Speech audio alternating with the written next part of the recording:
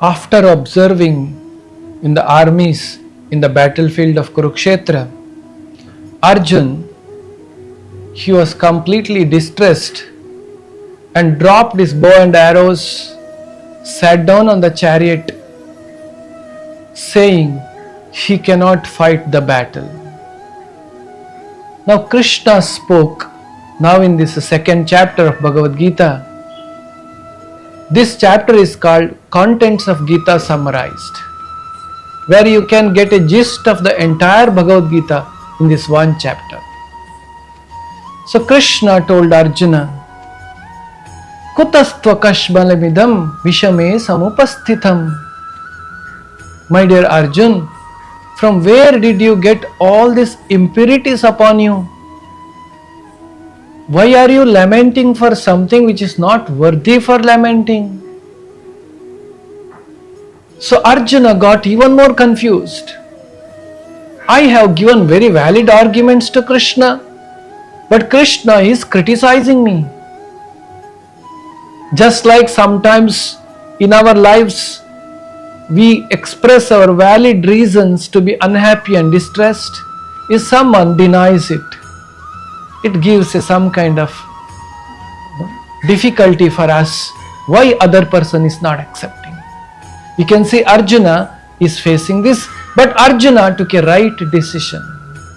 He said, Shishyasteham shadimam tvam prapannam. My dear Krishna, it is enough of we talking as a friends. Now I want to surrender unto you. You are my Guru. I am your disciple. I want to hear from you. Please tell me what is good for me. Now this is the position where we should take to understand Bhagavad Gita, what Arjuna rightly did by accepting Krishna as authority to receive the knowledge of Bhagavad Gita.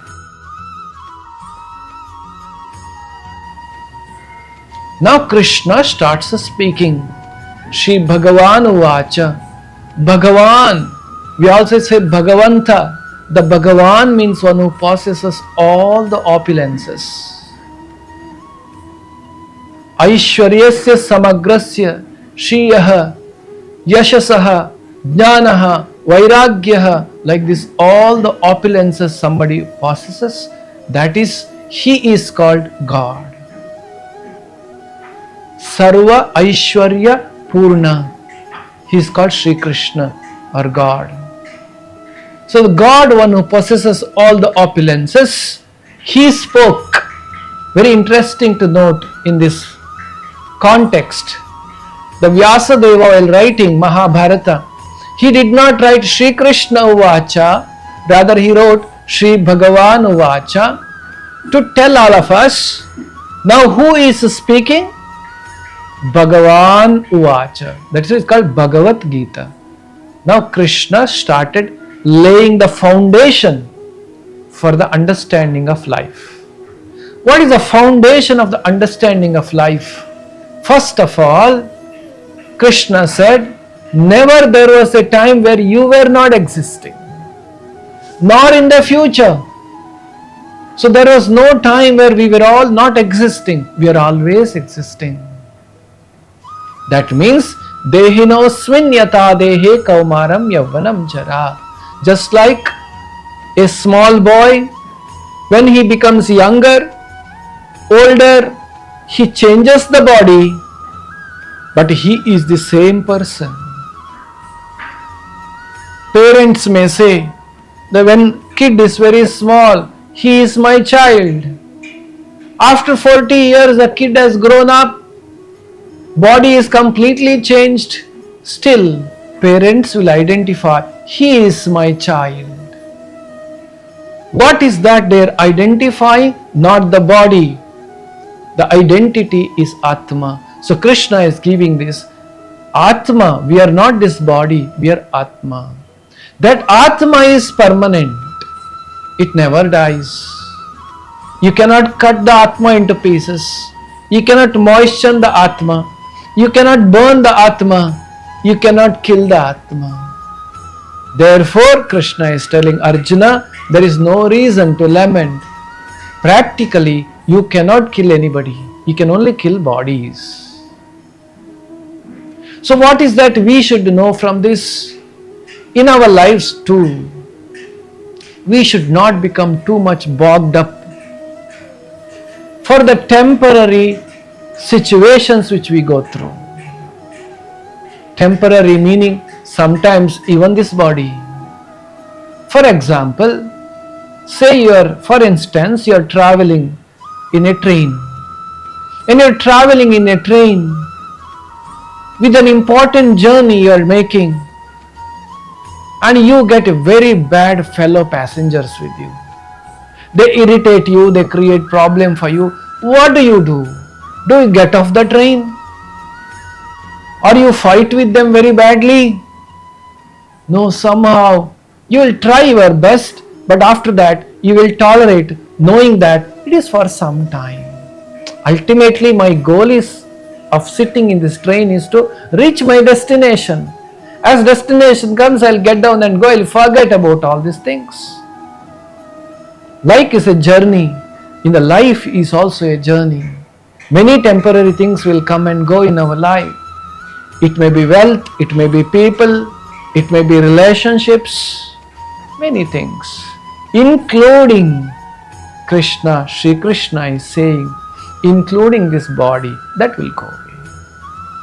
Having told this, Krishna also told Arjuna, now you see, you have to fight. That is your duty to fight.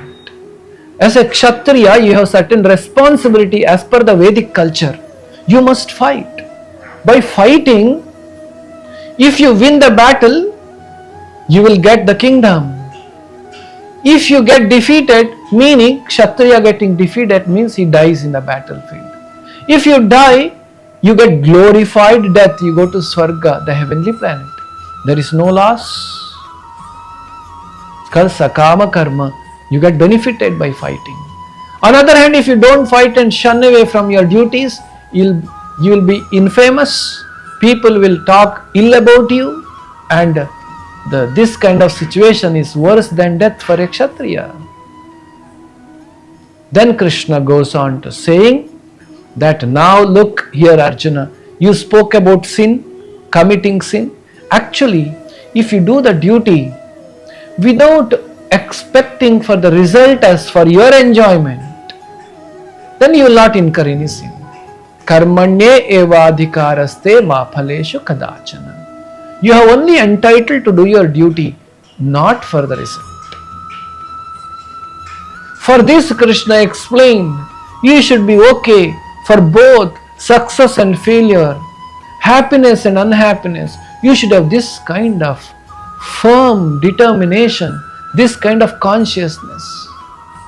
Krishna mentioned a word called Sthita Prajna. Then Arjuna immediately asked a question.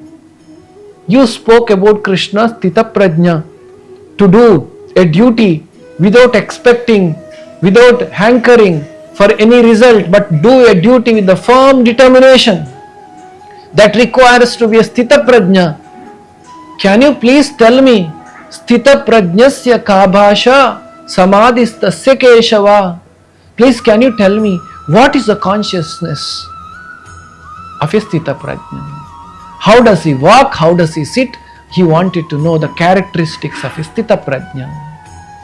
Then Krishna starts explaining, Sthita Prajna is the one who keeps himself in the divine consciousness. He does not get affected. He does not get elated when there is success, nor get distressed when there is unsuccessful. Such a person, he is also able to control his senses. Just like a tortoise, the tortoise is able to withdraw its limbs inside its shell when there is a risk or danger. For a human being, the biggest risk is getting attracted to the sense objects, Indriya Trupti, the sense objects. When it is not good for me, somebody may be getting attracted to bad habits, but there is a great force within that I must do this. Knowing that it's not good for me, I should be able to withdraw my desires, withdraw my senses. That is one characteristic of Sthita Prajna. Then Krishna says, I'll give you on tips. Dhyayate vishayan punsam sangastesh upajayate sangat sanjayate kama kamat krodho vijayate krodhot jyoti sammoha sammohat smriti vibhramaha smriti bhramshat buddhinasho buddhinashat pranashyati. You know where does all these things start? Dhyayate vishayan punsaha. You contemplate on something.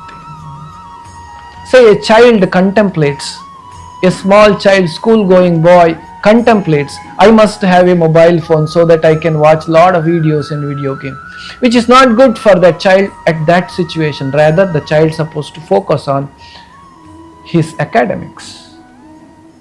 And parents do not give that. Dhyayate vishayan punsaha. The child is very much focused, I should get it. Keep thinking about it. Dhyayate vishaya punsa. Sangasteshu upajayate. He got attachment, sangha. Sangat sanjayate kama. He developed intense desire to possess it. Kamat krodho vijayate. When it is not fulfilled, the child became very angry. Krodhat bhavati sammohaha. Then he got illusion, delusion. Because of the anger. You know, sometimes we say, when I get angry, I don't know what I will do.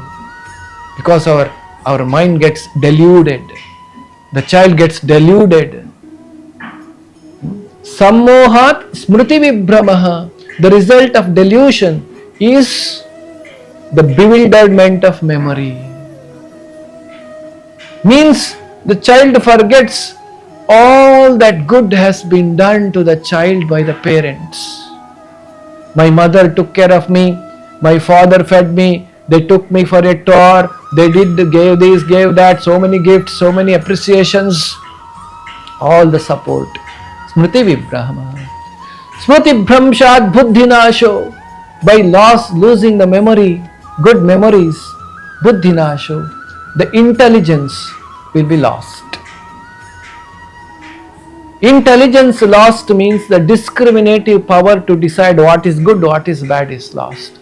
So child takes the extreme step. Either give up one's life or take somebody's life. Because mobile phone is not given to the child. We do hear such news.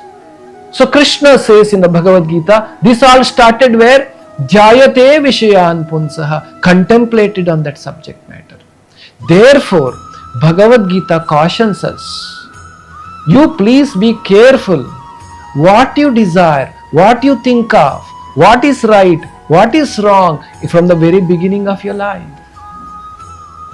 Young generation to be taught what should be taught, what should be thinking, what we should not think, what we should do, what we should not do. This do's and don'ts is for their welfare. It's not the restrictions. It's all about helping a person to become better human beings. Even any big achiever in this world, be it be athlete, be it be a great politician, everybody has to have restriction and working hard. So therefore, Krishna says in explaining the Sthita Prajna, he says one should restrain his senses even from the contemplation of the subject matter. This way, Krishna says Sthita Prajna's characteristics. So now Krishna has covered, starting with saying that you are not this body, you are Atma, and you must do your duty, Arjuna. Okay, while doing duty, you should not expect, you should not do it for the results. You should do just as a duty without expecting the result. For that, you should have control over the senses. To have the control over senses called Sthita Prajna. The characteristics of Sthita Prajna is a divine consciousness beyond the dualities of this world. And the tip to a small tips to achieve that is Dhyayate Vishayan Punsa Sangasteshu Bhajayate. With this, Krishna concludes the second chapter saying that you see, you should do your karma, this is what you should do, this is what you should not do, etc. Now, the end of the second chapter, basically Krishna has communicated what one should do in life. One should come to stage of Sthita Prajna. So that is the sum and substance of Bhagavad Gita. One should come to the stage of Sthita Prajna. How to achieve that? Arjuna was a bit of confused. In the 3rd chapter of Bhagavad Gita, Arjuna wanted a detailed information on what Krishna has spoken. He asked, if I have to become Sthita Prajna, control my senses, why should I fight this battle? Let me go to forest and do tapasya so I can control my senses. So like this, Arjuna asked very important question. So for which Krishna will answer in the 3rd chapter called Karma Yoga. We will again come back and hear that Karma Yoga and what we can implement from that chapter in the next session. Thank you. Hare Krishna.